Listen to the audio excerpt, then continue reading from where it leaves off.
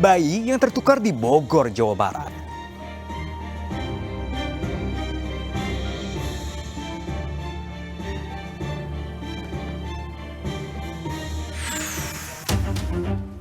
Penemuan harta karun bergambar Soekarno di Rokan Ilir, Sumatera Selatan.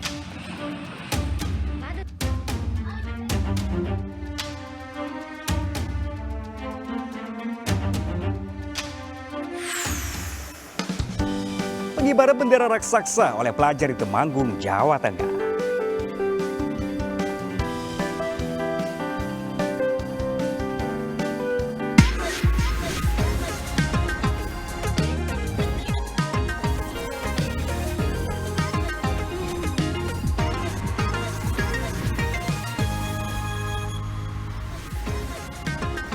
Halo pemirsa, apa kabar Anda hari ini? Ya, 3 berita tadi membuka perjumpaan kita di Oke Dons Updates hari ini pemirsa. Bersama saya Pram Sanjaya, berikut Oke Dons Update selengkapnya untuk Anda.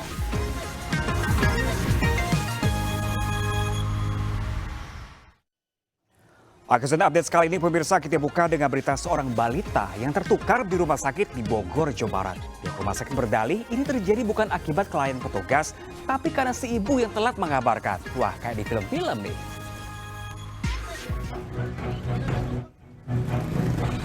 Tertukarnya balita di sebuah rumah sakit di Bogor, Jawa Barat bermula saat S, seorang ibu asal Ciseeng, Kabupaten Bogor, mengaku bahwa anaknya yang masih balita tertukar di rumah sakit. Si ibu baru menyadari jika anak ini bukan darah dagingnya. Kayaknya bukan anak kita gitu kan. Kata bapaknya nyautin, masa sih mah katanya gitu. Ih beneran ini mah kayak siapa ya? Terus kata bapaknya, udah mah gak bakalan salah rumah sakit, emang ini anak kita kali kata gitu ya. Masa iya sih anak kita, bukan ya Pak? Udahlah jangan dibahas katanya gitu. Gak mungkin salah rumah sakit kan gitu ya. Orang perawatannya juga katanya lumayan bagus kan gitu. Menyadari hal ini, S pun sudah berusaha bernegosiasi dengan orang tua yang mengasuh anaknya selama ini untuk saling menukar anak. Namun ibu dari anak kandungnya sendiri enggan menukar meski sudah menjalani tes DNA. Pihak rumah sakit membenarkan adanya insiden bayi yang tertukar. Namun menurut pihak rumah sakit, kejadian ini sudah setahun silam. Jadi peristiwanya ini yang terjadi sebenarnya sudah 1 tahun yang lalu. Jadi rumah sakit itu sendiri sebenarnya juga baru mendapatkan informasi secara resmi yang tahu betul itu adalah di bulan Mei 2023. Jadi rumah sakit itu baru dapat informasi soalnya. Selama ini rumah sakit tidak pernah tahu juga. Hingga kini belum ada upaya mediasi. Sementara S, ibu yang merasa anaknya tertukar, sudah melaporkan kasus ini ke Polres Bogor. Dari Bogor, Jawa Barat, Wildan Hidayat, iNews melaporkan.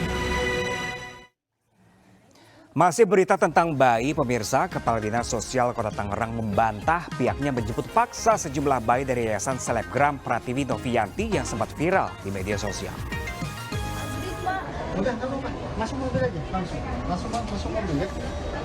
Kepala Dinas Sosial Kota Tangerang, Mulyani, memberikan penjelasan terkait video viral penjemputan paksa sejumlah balita yang ditampung oleh selebgram Pratiwi Novianti di perumahan Medland, Cipondoh, Kota Tangerang, Banten. Menurut Mulyani, pihaknya hanya mendampingi petugas Kementerian Sosial dan Bareskrim Polri karena lokasi rumah penampungan anak-anak tersebut ada di Kota Tangerang. Kepala Dinas Sosial Kota Tangerang pun meminta warga tidak berspekulasi dan menunggu hasil penyelidikan Bareskrim Polri. Kemungkinan sedang ada permasalahan yang sedang ditangani oleh pihak kepolisian dan kita sebaiknya menunggu penjelasan atau hasil dari tim Bareskrim Polri. Kader Kemensos sendiri apa tuh Pak? Ya Kemensos mungkin karena semuanya terkait sosial, mungkin takutnya ada urusan sosial ya, dan diminta mendampingi tim dari Bareskrim Polri juga mungkin ya. Sementara itu, selebgram Pratiwi Novianti melaporkan kasus penjemputan paksa di yayasannya ke Bareskrim Polri 8 Agustus lalu. Bayi yang diasuh oleh Pratiwi merupakan bayi yang dilahirkan dari ODGJ dari berbagai wilayah di Indonesia. Namun hingga kini belum ada penjelasan dari Bareskrim Polri atas laporan selebgram tersebut. Dari Kota Tangerang, Banten, Sukron iNews melaporkan. Aksi petugas polisi lalu lintas di Kota Bukit Tinggi, Sumatera Barat pemirsa menjadi sorotan netizen. Pasalnya, Polantas tersebut mengejar warga untuk ditilang menggunakan motor bodong. Aduh, kok bisa ya?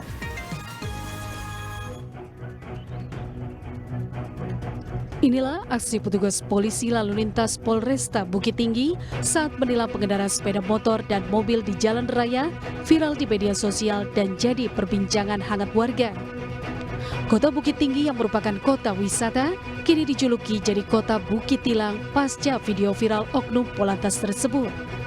Dalam video yang beredar, terlihat pengendara motor berseragam Polantas sedang mengejar mahasiswi yang membawa motor yang mengenakan helm. Pengendara motor yang dikejar bahkan nyaris menabrak mobil yang diparkir di jalan. Dalam video tersebut juga diunggah hasil pengecekan di website Samsat di Sepeda Provinsi Sumatera Barat. Ternyata nomor polisi kendaraan yang dibawa petugas tersebut tidak terdaftar. Warganet pun protes, pasalnya Polantas Bukit Tinggi tidak taat aturan di saat pengendara lain ditilang. Pihak Dirlantas mengimbau kepada warga, jika ada anggota polisi lalu lintas yang bermain-main dan mencari-cari kesalahan, dapat melaporkan ke Direktorat Lalu Lintas. Sedangkan terkait kendaraan yang dipakai Polantas yang viral, karena ternyata tidak terdaftar atau diduga bodong, Dirlantas Polda Sumbar mengaku telah berkoordinasi dengan Kapolresta Bukit Tinggi untuk memeriksa dan mendata apakah sesuai atau tidak. Dari Bukit Tinggi, Sumatera Barat, Wahyu Sikumbang, iNews melaporkan. Aksi nekat juga dilakukan pemuda di Kabupaten Maros, Sulawesi Selatan. Demi mengibarkan bendera, ia nekat memanjat tower setinggi 20 meter tanpa alat pengamanan. Wah, jangan ditiru ya pemirsa.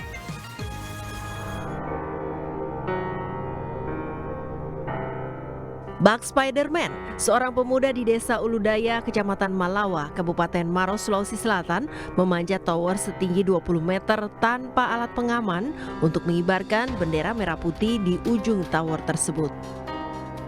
Aksi video berbahaya berdurasi 44 detik yang dilakukan oleh pemuda yang belum diketahui identitasnya ini direkam oleh rekannya sendiri yang kemudian diunggah dan viral di media sosial. Namun aksi panjat tower mengibarkan bendera merah putih ini justru menuai pro dan kontra. Terkait video tersebut, pihak kepolisian dari Polres Maros langsung melakukan penyelidikan dengan mencari pelaku serta perekam video tersebut. Saya rasa masyarakat janganlah meniru hal tersebut, apalagi tidak dengan kapabilitas dia, ya, tidak dengan kemampuan dia, tidak dengan kemampuan dia untuk bisa memanjat gitu, tidak ada alat pembantu, tidak ada alat penolong, ya saya rasa janganlah. Pihak kepolisian Polres Maros juga menyebut belum menerima laporan ataupun pengaduan dari masyarakat terkait aksi panjat tower yang dilakukan oleh pemuda tersebut. Dari Kabupaten Maros, Sulawesi Selatan, Wahyu Ruslan, iNews melaporkan. Sementara itu pemirsa, puluhan siswa SMP dan SMA di Sika, Nusa Tenggara Timur jatuh pingsan usai mengikuti lomba gerak jalan dalam rangka HUT Republik Indonesia yang ke-78. Siswa diduga kelelahan lantaran menempuh jarak 8 km.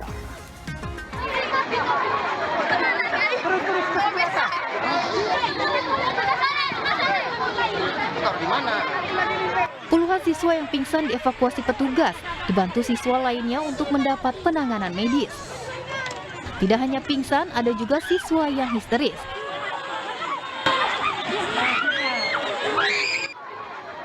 Siswa pingsan diduga akibat kelelahan menempuh jarak 8 km saat gerak jalan dalam rangka HUT RI ke-78 tahun. Sebagian siswa yang pingsan kemudian dievakuasi ke Rumah Sakit Umum TC Healers Maumere. Kecapean karena? Jadi tadi gerak jalan gitu? Iya. Gerak jalan sampai berapa kilometer? 8 kilo. Sementara itu, siswa yang tidak sadarkan diri saat ini ditangani pihak rumah sakit dan Dinas Kesehatan Kabupaten Sika. Dari Sika, Nusa Tenggara Timur, Joni Nura, iNews melaporkan. Kita beralih ke informasi selanjutnya, pemirsa. Warga desa Arisan Buntal, Sumatera Selatan ini dihebohkan dengan penemuan harta karun berupa emas batangan bergambar Presiden Soekarno. Polisi pun langsung menghentikan aktivitas warga yang ramai berburu emas dengan memasang garis polisi.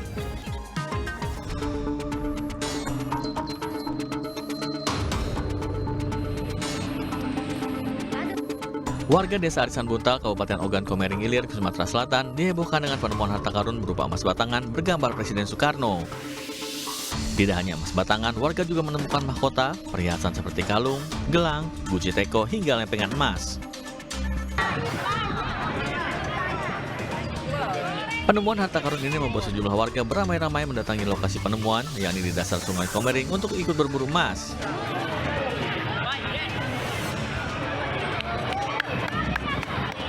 Perburuan harta karun di desa Arisan Buntal menyedot perhatian, hingga membuat lokasi penemuan dipadati warga dan mengakibatkan kemacetan lalu lintas. Polisi pun bergerak cepat dengan menghentikan aktivitas warga karena dinilai membahayakan. Rencananya dalam waktu dekat, polisi juga akan memasang garis polisi di lokasi. Polisi pun menghimbau masyarakat tidak mudah terpancing akan isu yang belum tentu kebenarannya ini. Dari Kabupaten Ogan Komering Ilir, Sumatera Selatan, Fitriadi, iNews melaporkan. Ya pemirsa, ada mobil go-kart karya anak bangsa dan mobil ini bahkan sudah sering ikut kejuaraan nasional. Selengkapnya sesaat lagi pemirsa, jangan kemana-mana, tetap bersama kami di OK Zone Updates.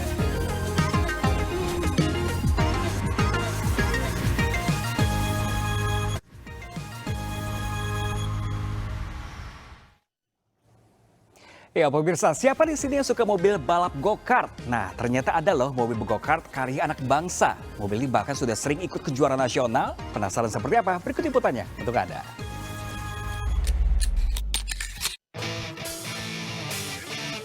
Bagi Anda penyuka balap mungkin tak asing dengan mobil yang satu ini. Ya, ini adalah go-kart, kendaraan roda 4 yang menyerupai mobil. Ia kerap dijadikan sebagai kendaraan balap dengan sirkuit skala kecil. Balap go-kart sering dilakukan di beberapa arena di tanah air. Siapa sangka salah satu mobil go-kart yang ada dalam ajang balap tersebut adalah karya anak bangsa. Di UI Motorsport, para mahasiswa kreatif ini sukses melakukan inovasi di bidang manufaktur. Meskipun masih di tingkat mahasiswa, UI Motorsport mampu mengepakkan sayap ke ajang balapan regional hingga nasional. Jadi untuk go-kart sendiri itu kita mengikuti kejuaraan nasional Isar Pro Cup. Dan kita alhamdulillah sudah menjuarai beberapa dan bahkan banyak, dan tiap tahunnya itu kita selalu top 5 bahkan juara 1 di Isar Pro Cup ini. UI Motorsport sebenarnya sudah menelurkan 3 go-kart dalam kurun waktu 5 tahun terakhir. Namun karena pandemi COVID-19, kini hanya 2 go-kart yang tersisa. Meski buatan dalam negeri, kualitas go-kart UI Motorsport mampu bersaing dengan produk buatan luar negeri. Mobil go-kart besutan mahasiswa ini pun juga cukup rutin untuk ikut latihan go-kart setiap 2 minggu sekali. Dari Jakarta, Disti Arifa, Wildan Aulia, iNews melaporkan. Ya pemirsa, satu lagi tujuan destinasi wisata unik yang ada di Gunung Kidul, Yogyakarta. Di sini wisatawan dapat merasakan sensasi melewati jembatan kaca sepanjang 6 meter dengan ketinggian di atas sana mencapai 30 meter. Wah, seru juga deh pemirsa.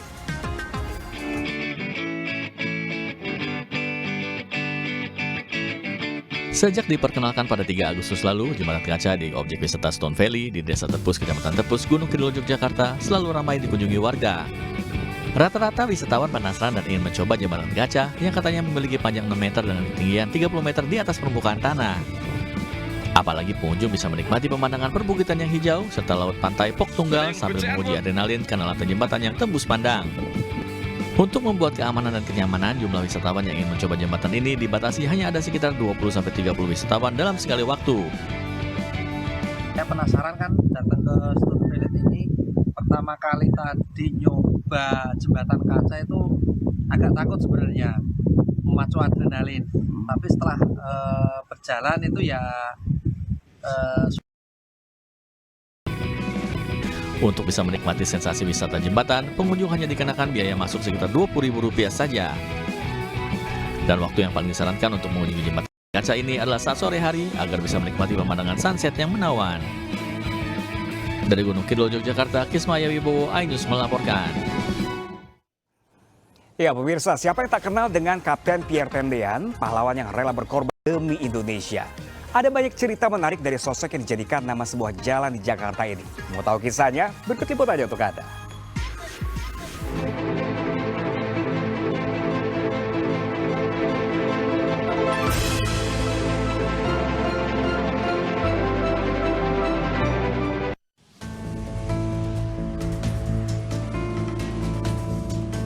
Jika mendengar nama Kapten Tendean, mungkin pikiran Anda langsung terbayang nama sebuah jalan di selatan kota Jakarta.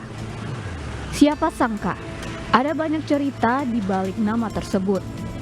Pierre Tendean adalah satu dari 7 korban yang tewas pada gerakan 30 September 1965. Tak banyak yang tahu, Pierre berasal dari keluarga yang berada. Ayahnya merupakan seorang dokter jiwa yang terkenal di masanya. Namun karena kecintaan Pierre pada tanah air membuat pria asal Minahasa itu ingin mengabdi sebagai seorang tentara. Dia punya karakter untuk tidak tinggal diam terhadap masalah-masalah yang ada di Indonesia saat itu, mulai dari penjajahan, mulai dari pemberontakan. Sehingga sejak awal dia sudah ngomong ke orang tuanya dan juga ke adik kakaknya, saya pengen jadi tentara. Berkat kejeniusannya, Pierre kemudian ditunjuk sebagai Ajudan Jenderal Abdul Haris Nasution. Malang tak dapat ditolak, ia pun gugur saat menjalankan tugas. Pierre ditembak usai mengaku sebagai Nasution kepada para penjagal yang tengah mencari sang jenderal. Tak hanya meninggalkan keluarga, kepergian Pierre yang masih sangat muda itu juga meninggalkan duka di hati sang tunangan Rukmini. Padahal dalam hitungan bulan, mereka berencana akan menikah. Apakah hubungannya ini akan diarahkan ke pernikahan? Iya, seperti itu. Sudah ada niatan seperti itu. Peresmian pernikahan ini sudah direncanakan, tapi yang bersangkutan atau Om Pierre keburu tidak ada. Kini meski Pierre Tendean sudah tiada, namun jasanya akan selalu tercatat dalam sejarah Indonesia. Dari Jakarta, Kevin Paklan, Anugrah Surya, iNews melaporkan. Ya pemirsa, ada aksi unik untuk memeriahkan Hari Kemerdekaan RI yang ke-78 tahun. Salah satunya adalah warga di Sleman, Yogyakarta yang menggelar lomba tangkap bebek dengan mata tertutup. Wah, ini benar-benar unik pemirsa.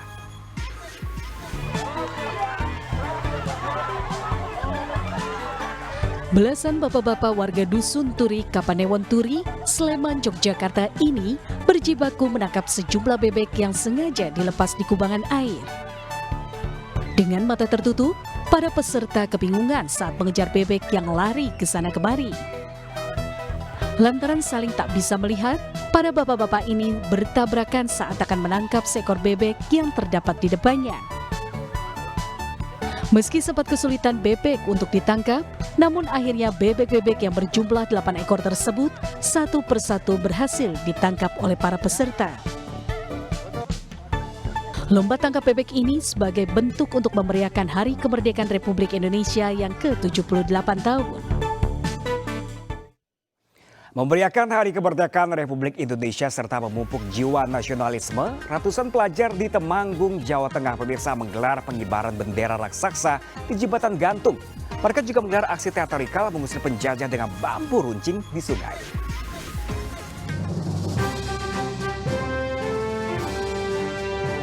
Pengibaran bendera raksasa gabungan pelajar SMK MIPA, BPBD serta komunitas Panjat Tebing ini berlangsung di Jembatan Gantung Krikil Sungai Galeh Parakan, Temanggung, Kamis siang. Bendera merah putih berukuran 30 x 10 meter ini dibentangkan di jembatan setinggi 50 meter. Selain dalam rangka memperingati HUT RI ke-78, pengibaran bendera ini juga bertujuan menanamkan jiwa nasionalisme di kalangan anak muda. Sebelum mengibarkan bendera merah putih, para pelajar juga menggelar aksi teatrikal perjuangan pahlawan Temanggung dalam mengusir penjajah dengan hanya bersenjatakan bambu runcing. Selain pengibaran bendera merah putih, gelaran tersebut juga diakhiri dengan aksi tebar 12.000 benih ikan. Dengan tebar benih ikan ini diharapkan masyarakat mencintai dan merawat sungai. Dari Temanggung, Jawa Tengah, Didik Dono, iNews melaporkan.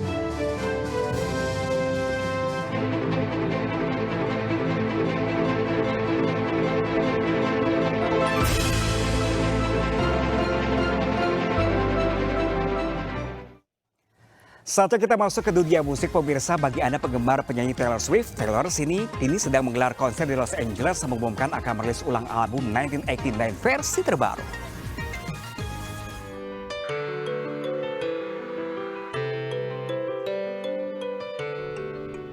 Penyanyi sekaligus penulis lagu Taylor Swift sedang berkeliling dunia menggelar konsernya bertajuk The Eras Tour.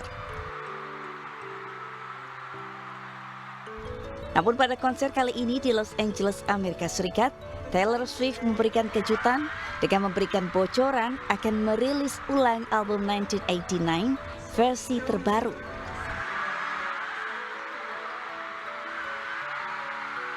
Sontak penonton teriak histeris mendengar kabar tersebut. Album tersebut dapat didengar para penggemar setianya pada 27 Oktober mendatang. Dalam konsernya di Los Angeles pada Rabu waktu setempat yang ditonton 70.000 orang, Swift membawakan lebih dari 40 lagu yang menggambarkan 17 tahun berkarya di dunia musik.